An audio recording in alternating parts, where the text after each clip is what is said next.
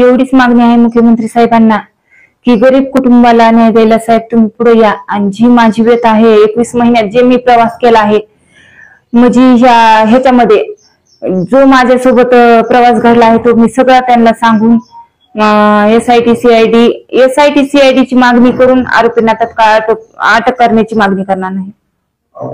हो मी त्यांची पण तक्रार करणार आहे। सगळे जेवढे अधिकारी बदलले गेले होते 8 अधिकारी मी त्यांची बी चौकशी करा म्हणणार होते। बाळाभाऊ बांगरजे म्हणले की तत्कालीन एसपींना मी सांगितलं होतं की महादेव मुंडेचं मर्डर या वाल्मिक कराडनी केलं आहे तर मी ते पण मुख्यमंत्री साहेबांना सांगणार आहे आणि सगळ्या जेवढे अधिकारी होते त्यांना पण चौकशीला घ्या म्हणून सांगणार आहे एसआयटी मार्फत। ते बी त्या बैठकीला म्हणजे दादांच्या नेतृत्वाखाली ही बैठक आहे ना, मग दादांनी सांगितलं आहे निपक्षपाती बैठक आहे।